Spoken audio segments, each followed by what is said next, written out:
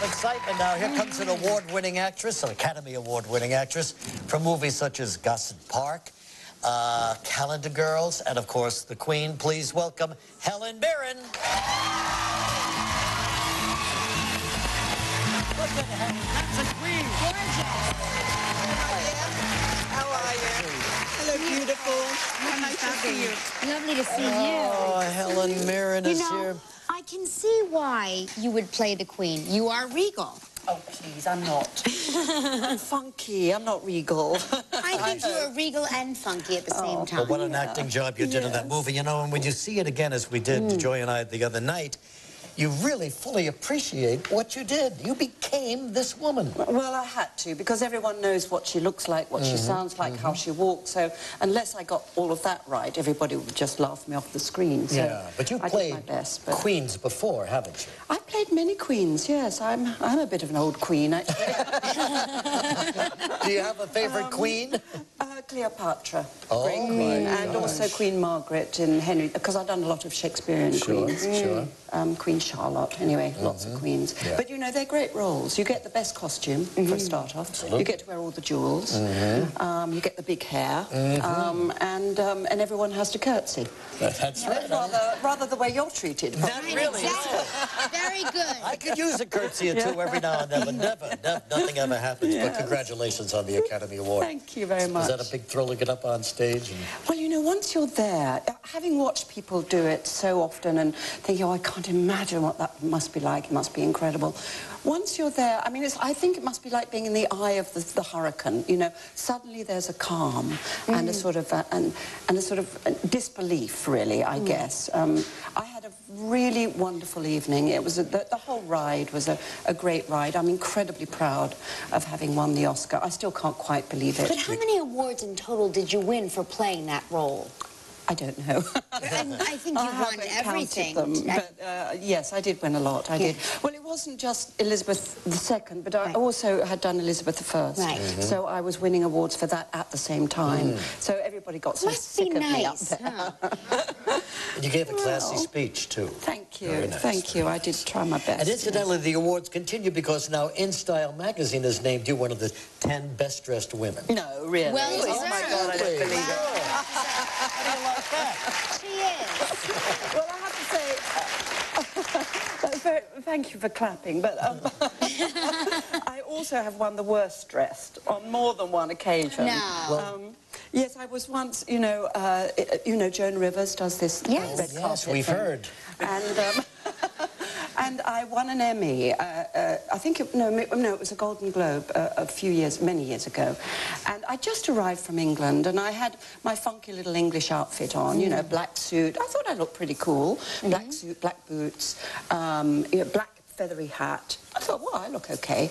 I won, of course, which was unfortunate because then my outfit, I would focus on my outfit. Anyway, about 4 weeks later, I'm in Los Angeles at home, watching telly, you know, just like that. And there's Joan Rivers. And she's doing the Golden Globes thing that I was in. So my heart beating, I started watching it thinking, I think this is a mistake, Helen. I have a feeling you shouldn't be watching Turn this. the channel But, now. you know, Yes. I couldn't resist. You know, what were they going to say about me? So they all looked at me. Now, who was the worst dressed? Well, Helen Mirren. And her daughter, well, Helen Mirren. And the guy who, Helen Mirren. And Joan says, my God, this is a first. We have never all agreed on the first worst dressed. And I'm sitting there watching the telly. And Joan turns and looks down the screen, where's the thing, at me like this, and says, Helen, get your act together. You've got to start dressing better. It was like the TV was talking at me. Was your heart beating and were I you cried. Oh, I yes. Did you really cry? I did cry. Have you seen Joan? No, I've seen Joan, and she's a darling, and she's a friend, and she's a great professional. And she said, "Oh, Helen, don't take it seriously. You know, it's my job, is what I do." And she was absolutely right. But anyway, that was my worst dressed experience. Reduced to tears by Joan Rivers. I feel like I'm being reduced to tears. It's very nice. I can feel that. It's a great story. We'll be right back with Helen Mirren in just a moment. Tomorrow Alive from the new film Charlie Wilson's War. See it Friday. Right, oh good. Helen Mirren has a new movie coming out called The National Treasure Book of Secrets. The first one was an enormous hit all over the world. And so, boy, oh boy, it's a great cast, too. Fantastic cast. I mean, that was partly why I wanted to do it. I mean, to me, many of the iconic, great film actors of America are in this movie. But also, I hadn't seen National Treasure 1 when the script arrived, and I thought, oh, I'm not too sure about doing a sequel, you know, and I don't know anything about this. So I watched National Treasure 1, loved it. I thought it was fabulous. People adored it. I mean, a great way to bring kids into history, very exciting, like Indiana Jones plus, but educational. Exactly. Really, really fun. Do you think you would have been able to do the sequel without having seen the first? Did it give you a good background? It gave me, absolutely. I thought, I'm going to sign up for this. And, you know, I had the best time of my life, swinging on vines, getting drowned in water. It was fantastic. Well, Queens never get to do any of that. That's right. Exactly. You play Nick Cage's mother in the movie. Shh, don't mention that. Yes, I do. And your ex-husband is John Voight. Yes. So you're surrounded by good-looking men. Yes, yes. And the plot is that they're looking for 18 missing pages in John Wilkes Booth's diary. Apparently, is that right? Yes.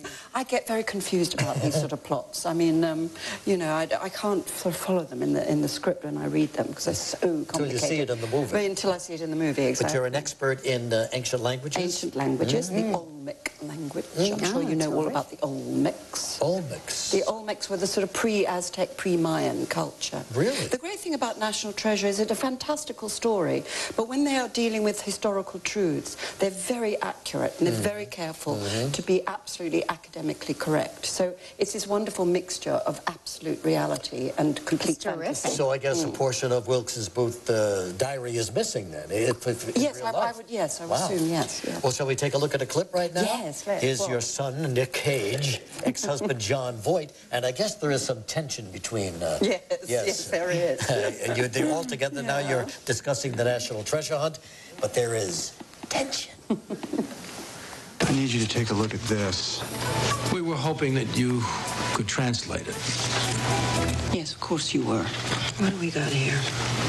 This glyph here, that means bird. And that means...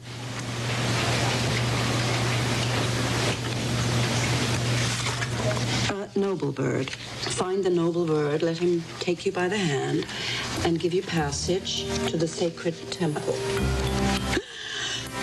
Oh, you think this is a treasure map for Cibola, don't you? Well, that is exactly what it is. No, Patrick, this glyph doesn't mean Cibola. It means the center of the world. You know, you used to like it.